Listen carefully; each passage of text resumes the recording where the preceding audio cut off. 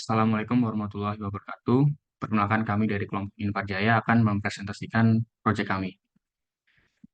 Berikut adalah anggota kelompok kami, ada Rifki, Abid, saya sendiri Lendi, dan Rausyad. Berikut adalah daftar isinya, terdapat 8 subbab. Pada subbab pertama, yaitu partikel dan medan, partikel fisika itu tunduk pada 4 gaya, yaitu gaya kuat, gaya elektromagnet, gaya lemah, dan gaya gravitasi. Partikel dapat dikelompokkan dengan berbagai cara, yaitu pertama, jenis interaksi yang dialami partikel, massa partikel, spin intrinsik partikel, usia hidup partikel, dan sifat antipartikel. Pada jenis interaksi yang dialami partikel, partikel berinteraksi melalui 3 interaksi, yaitu lemah, elektromagnet, dan interaksi kuat. Berikut adalah skema pengelompokan partikel elementer berdasarkan jenis interaksinya. Pada interaksi lemah terdapat lepton, meson, dan baryon. Pada interaksi elektromagnet sama juga seperti lemah, namun pada lepton tidak terdapat neutrino, sedangkan pada interaksi kuat hanya meson dan baryon. Pada massa partikel terdapat 3, yaitu ada lepton pada kelompok teringan, meson yaitu kelompok antara, dan baryon kelompok terberat. Berikut adalah pengelompokan partikel berdasarkan massa partikelnya. Jadi lepton ada elektron, muon, dan neutrino, meson ada pion dan kaon, dan baryon ada proton, neutron, dan hiperon. Pada spin intrinsik partikel, lepton itu memiliki spin setengah, meson memiliki spin bulat 0 atau 1, dan baryon itu spinnya pecahan setengah. Spin partikel dapat dikelompokkan pada tabel berikut. Usia hidup partikel itu peluruhan yang berlangsung menurut interaksi kuat, itu khasnya dalam 10⁻20 sampai 10⁻23. Pada interaksi elektromagnet, itu rentangnya 10⁻15 sampai 10⁻18 detik. Sedangkan pada interaksi lemah, itu 10⁻10 detik sampai 15 menit. Sifat antipartikel itu massa dan banyak. Antipartikel itu massa dan sifat lainnya itu sama seperti partikel, namun bedanya adalah muatan elektriknya.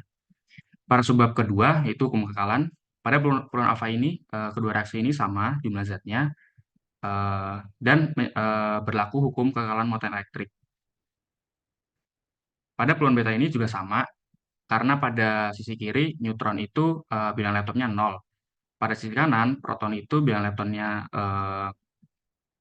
0, lalu elektron itu plus 1, sedangkan anti neutrino itu min 1, sehingga sama, 0. Nah, sedangkan pada ini tidak memenuhi hukum kekekalan lepton, karena pada sisi ruas kiri dan ruas kanan itu tidak sama. Berikut akan dijelaskan oleh teman saya.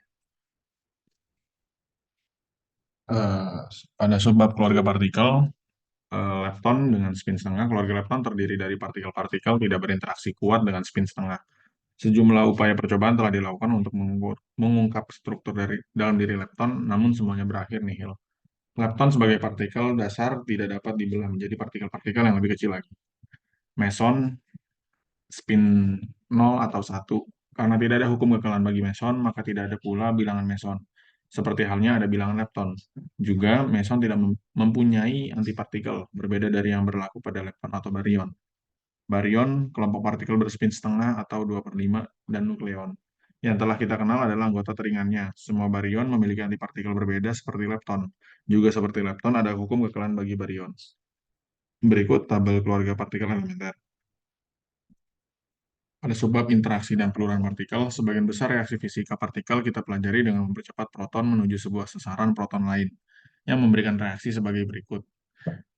Partikel hasil reaksi ini dapat berupa meson jenis apa saja atau bahkan partikel yang lebih berat. Dari keluarganya baryon, nukleon adalah anggotanya yang teringan. Berikut gambar 3 peluruhan dari sebuah partikel.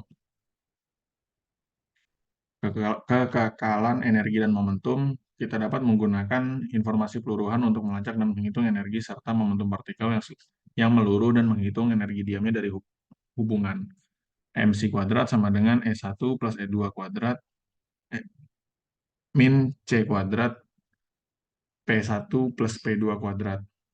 Dari hasil perhitungan seperti ini, kita dapati bahwa peluruhan yang diperlihatkan dari gambar 11.3 pada bagian A menghasilkan MC kuadrat sama dengan 764 MeV, bagian B MC kuadrat 775 MeV, bagian C MC kuadrat 498 MeV. Memang mungkin kedua peristiwa ini berasal dari peluruhan partikel yang identik. Bagian C memberikan MC kuadrat 498 MeV yang berbeda jauh dari bagian A dan B. Tentu saja peristiwa ini tidaklah cukup untuk mencirikan secara pasti keberadaan partikel resonans. Baik, selanjutnya terkait subbab energi peluruhan partikel. Sebenarnya sebagai pengantar dalam menganalisis penelururan dan reaksi berbagai partikel elementer, kita terapkan hukum-hukum yang telah kita gunakan bagi pelururan dan reaksi inti. Karena energi ini biasanya susah sekali, di mana hal ini haruslah digunakan bentuk relativistik energi dan momentum. Untuk pelururan partikel elementer ini dapat dianalisis dengan cara yang sama seperti menganalisis pelururan inti mengikuti kedua aturan dasar yang sama.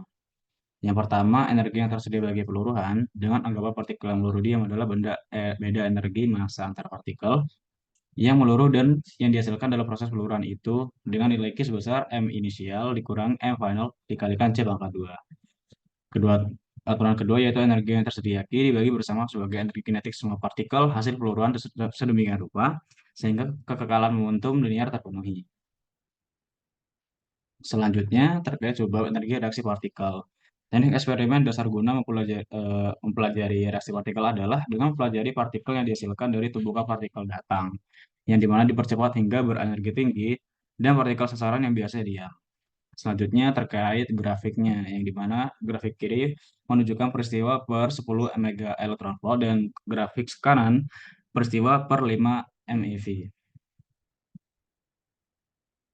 Dari grafik ini juga dapat diketahui bahwa spektrum positron dan meson P dan dari peluruhan meson K+, di mana spektrum positron dan meson P memiliki bentuk yang berbeda, dengan positron memiliki puncak yang lebih rendah dan spektrum yang lebih besar. Nah, selanjutnya kinematika proses kreasinya harus dianalisis dengan menggunakan rumus relativistik karena energi kinetik semua partikel yang terlibat biasanya sebanding atau melebihi energi diamnya. Sebagai contoh, tinjaulah reaksi berikut. M1 plus M2 jadi M3 plus M4 plus 5 plus MM selanjutnya, di mana M adalah massa diam yang memiliki energi total E1, energi kinetik K1 sama dengan EMC kuadrat, dan momentum B1 sama dengan akar E1 pangkat 2 min M1 kuadrat dikali C pangkat 4 dalam kerangka acuan laboratorium. Selanjutnya partikel sasaran M diam dalam laboratorium seperti yang kita lakukan bagi reaksi inti. Kita definisikan nilai Q sebagai Q sama dengan M1 plus M2 dikurang M3 plus M4 plus M5 dan selanjutnya itu kurung dikali C pangkat 2. Nah, dengan catatan jika Q positif, energi dibebaskan. Sebenarnya energi diam diubah menjadi energi yang kinetik sehingga partikel yang dihasilkan M3, M4, M5 memiliki energi kinetik gabungan yang lebih besar daripada partikel awal M1 dan M2. Yaitu, selanjutnya jika Q negatif, beberapa bagian energi kinetik awal dari M diubah menjadi energi massa. Selanjutnya itu subbab 1.7 yaitu model Quark. Walaupun kelompok dan sifat berbagai partikel elementer tampak sebagai kumpulan yang rumit dan tidak teratur, terdapat keteraturan dasar yang memberi kesan bahwa di baliknya berlaku pola yang sangat sederhana. Keteraturan ini dapat kita jelaskan dengan merajah sebuah diagram yang memiliki straightness sepanjang sumbu Y dan muatan elektris sepanjang sumbu X. Pada slide ini menampilkan pola-pola tersebut bagi meson spin 0, baryon spin setengah, dan baryon spin 3/2. Pada tahun 1964, Murray Gell-Mann dan George Zweig secara terpisah mengemukakan bahwa pola-pola teratur itu adalah bukti mengenai keberadaan suatu struktur dalam dunia partikel. Teori kuantum dari Quark menunjukkan bahwa model ini memiliki keberhasilan menonjol dalam meramalkan sifat-sifat partikel seperti massa diam, modus peluruhan, momen magnet, dan yang lainnya. Bab selanjutnya itu perkembangan terakhir. Yang pertama itu ada Quark-Cham pada tahun 1974 dalam dua percobaan yang dilakukan secara serempak di Brookhaven National Laboratory di New York dan di Stanford Linear Accelerator Center di California ditemukan sebuah meson baru. Yang kedua yaitu ada lepton berat. Pada tahun 1975, beberapa percobaan di Stanford memperlihatkan kehadiran sebuah lepton baru yang disebut T dengan energi diam 1,784 GeV, sekitar 2 kali massa sebuah nukleon. Yang ketiga itu ada quark baru pada tahun 1977.